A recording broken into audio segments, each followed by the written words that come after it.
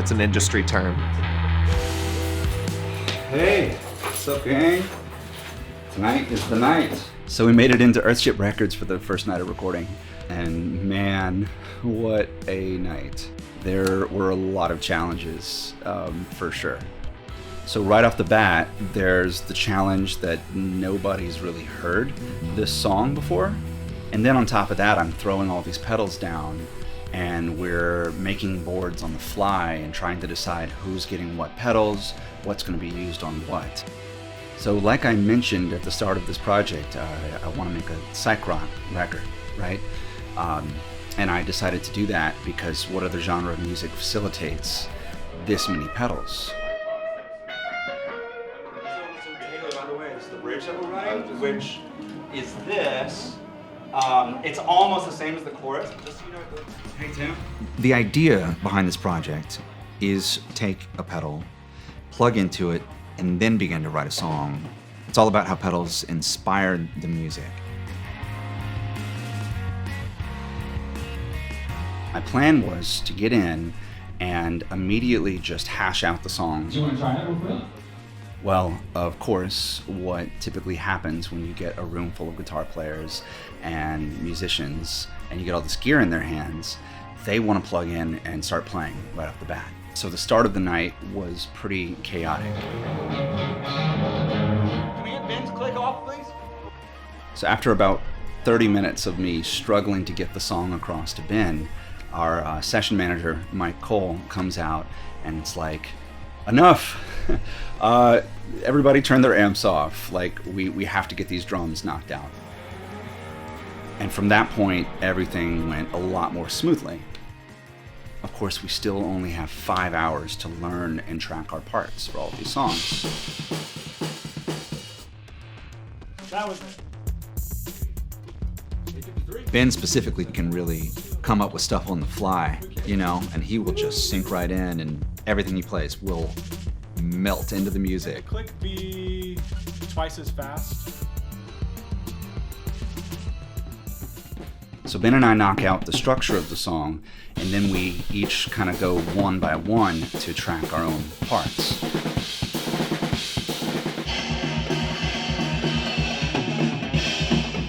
All right, I can drink beer now. I played a heavy hand and just kind of sitting at the pedal boards. I didn't want to step on anyone's toes too much and really dictate too much about what they were playing. Just wanted to kind of let them do their own thing. We set up a mini board for Tim with the Polar Bear Effects Young Hearts delay and the Walrus Ages, and he kind of took on the role of playing cleaner, dreamier sounds. You could probably skip that, and you did that E flat, and then you inverted it. I was just saying, maybe you could like mix up the rhythm. We gave Taylor the Jupiter Effects Warlow, which is like a muff style fuzz, the Spaceman Redstone as its preamp, and the Paradox Futura, because I've always really liked kind of chorusy bass tones. He's just one of those people that feels extremely comfortable with their instrument in their hands. He can get down with any style of music, any genre of music, and he is a very in-the-pocket player. And I like the idea of sparseness, but when I'm hearing it played out, and I know, you barely had any time to work. Yeah. Okay, it's cut. Yeah. I think it sounds pretty good, Taylor. With Harrison on keys doing more of the melodic and pad work on the track, we split his signal left and right and ran one signal through the Chase Bliss warped vinyl and the other half through the Spaceman Explorer phaser. And we're gonna probably pan those far left and right out, and they sound really cool.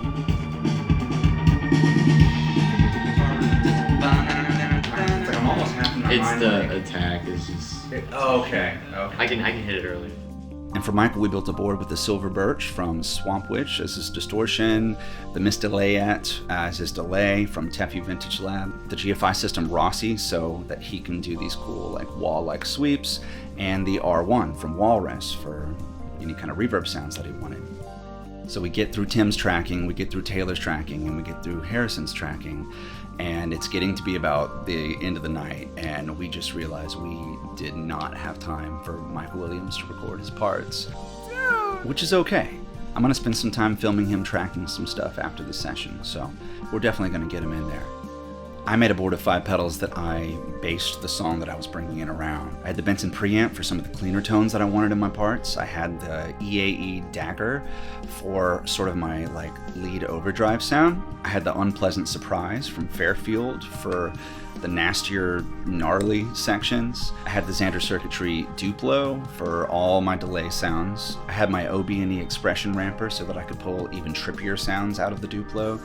And then for some of the dreamier sections, I had my retroactive validity sensor.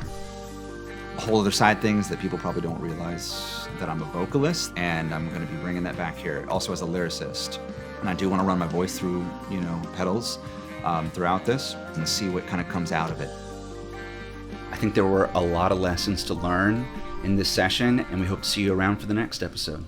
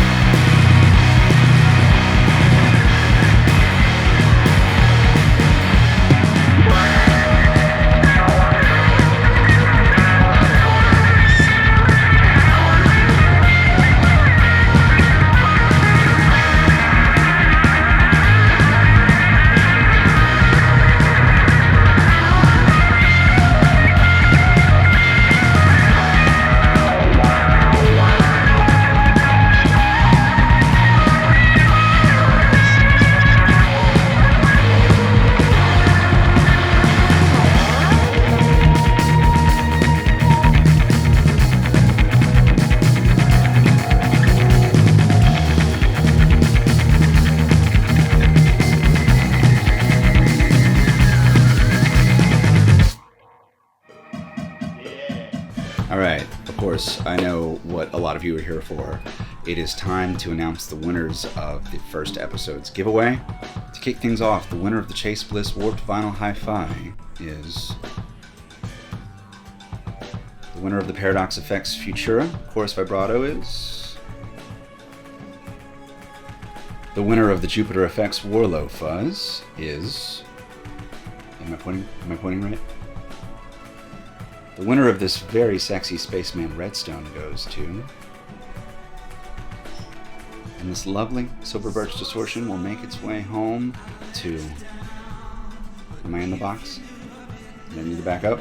So, this Mountain of Gear will be finding its way home to... Pretty cool, right? Plus, a lot more other stuff. Let's run through it. You have the EAE Dagger, the Fairfield Unpleasant Surprise, the Benson preamp, the retroactive validity sensor, the Xander Circuitry Duplo, the Chiox DC7 power supply, and of course a pedal train Nova 24 with the gig bag. Not this one, mine's loaded, but your own fresh one that you can outfit however you like. A whole set of these bad boys, Evo solderless patch cables from Disaster Area Designs, one of these lovely 10-foot high-end handmade Revelation instrument cables, as well as a $75 gift card to Little Box Effects, and of course a $75 gift card to Circles Drum Sampled. I think that is going to close the night for us, so thank you everyone for tuning in, and stick around for the next round of giveaways in the next episode as we continue on this crazy journey we're on.